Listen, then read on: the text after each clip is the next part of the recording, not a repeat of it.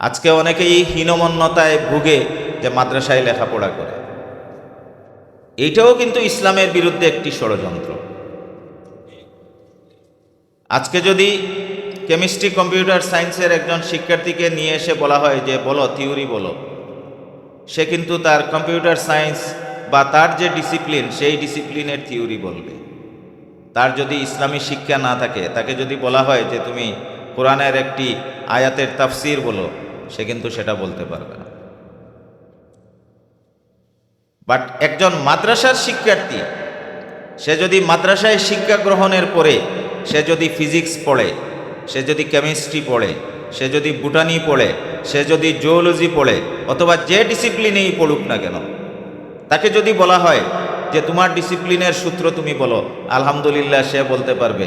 তাকে যদি বলা হয় তুমি কোরআনের কথা বলো, সে সেটাও বলতে পারবে। তাকে যদি বলা হয় তুমি হাদিসের কথা বলো, আলহামদুলিল্লাহ সে সেটাও বলতে পারবে। তাহলে পরিপূর্ণ মানুষকে, পরিপূর্ণ মানুষ যদি প্রোডাক্ট করতে হয়, মাদ্রাসা শিক্ষাকে কিন্তু সামনে এগিয়ে নিয়ে যেতে হবে। মাদ্রাসা শিক্ষাকে সামনে এগিয়ে নিয়ে যেতে হবে। আল্লাহ মাফ করুক, আমি ক্রেডিটের জন্য বলি না।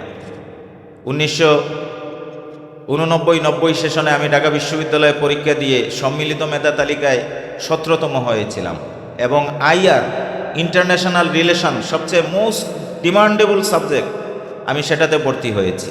3 মাস ক্লাস করেছি। ল সাবজেক্ট নেয়ার জন্য সব শিক্ষার্থীদের হাজারি থাকে। আমি ল সাবজেক্টে পড়ে ভর্তি হয়েছিলাম এবং সেটা আমি পড়িনি, আমি ইসলামিক স্টাডিজ পড়েছি। তো দিন শেষে অনেকেই বলে যে আপনি এত বড় সুযোগ হাতছাড়া করলেন। আমি বললাম তুমি এইটা বুঝবা না, লাভ এবং ক্ষতির হিসাব আমার কাছে। কারণ হলো আমি জানি যে আল্লাহ রাব্বুল আলামিন আমাকে সৃষ্টি করেছেন, আমি মাদ্রাসায় পড়েছি। আমি যদি আমার এই ডিসিপ্লিনের মধ্যে থাকতে পারি, ন্যূনতম পক্ষে আল্লাহ এবং তার রাসূলের বিধানটুকু অনুসরণ করার আমার সামনে সুযোগ তৈরি হবে। তো সুতরাং মাদ্রাসায় যারা লেখাপড়া করে তাদের হীনমন্যতায় ভোগার কোনো অবকাশ নেই, বরঞ্চ গর্ব করা উচিত যে আল্লাহ তোমাকে সিলেকশন দিয়েছেন এই বিষয়ে লেখাপড়া করার জন্য। আমি বিশ্বাস করি এই মাদ্রাসার স্টুডেন্ট যারা, আমি জানি না আগের মতো চর্চা এখানে এখনও অব্যাহত আছে কিনা।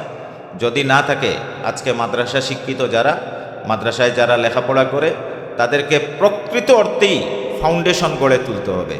নাহয় এবং সরফ এবং আরবি গ্রামারের উপর যদি দখল না থাকে, তাহলেই কিন্তু ইসলামের বিভিন্ন ব্যাখ্যা বিশ্লেষণ নিয়েই কিন্তু বিভ্রান্তি সৃষ্টি হওয়ার সুযোগ থাকে। তো আমার মাদ্রাসার শিক্ষার্থীরা অন্ততপক্ষে নহয় এবং সরফ এবং বেসিক যে নলেজটা অ্যারাবিকের, সেটা তারা গ্রহণ করবে। এটা আমার বিনীত অনুরোধ আমার শিক্ষার্থীদের প্রতি।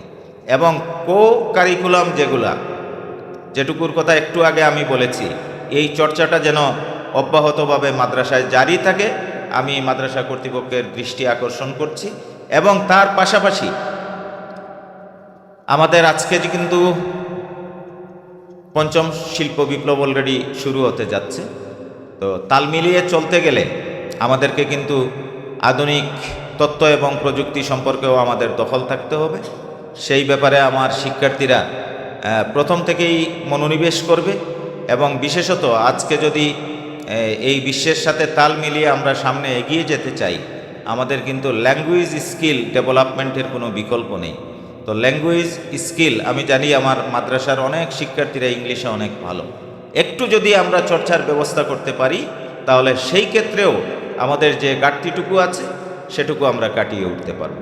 তাহলেই নিজেকে একজন বর্তমান কম্পিটিশন ওয়ার্ল্ডে নিজেকে কিন্তু প্রস্তুত করা সেটা সম্ভব হবে। আর সর্বশেষ যে কথাটি বলতে চাই, এই মাদ্রাসার আমার হুজুর কিন্তু একটু ইঙ্গিত করেছেন, এই মাদ্রাসা আল্লাহর এক ওলির হাতে প্রতিষ্ঠিত, আর আরেক আল্লাহর এক মহান ওলির হাত দ্বারা কিন্তু এটি বিকশিত হয়েছে। তো এই মাদ্রাসার শিক্ষার্থীরা যে পর্যায়ে থাকুক না কেন, আল্লাহর ওলিদের দেখানো যে শিক্ষা, সেই শিক্ষা অনুযায়ী নিজেদেরকে প্রস্তুত করবে এবং সমাজে সেটা প্রতিফলিত করবে। এই চেষ্টাটুকু আমাদের সকলকে অব্যাহত রাখতে হবে। যখন সমগ্র সিলেটে মাদ্রাসা শিক্ষার একটা অন্ধকার নেমে এসেছিল, তখনও কিন্তু সতপুর দারুল হাদিস তার স্বমহিমায় কিন্তু সামনের দিকে এগিয়ে গিয়েছে। তার কারণ কি?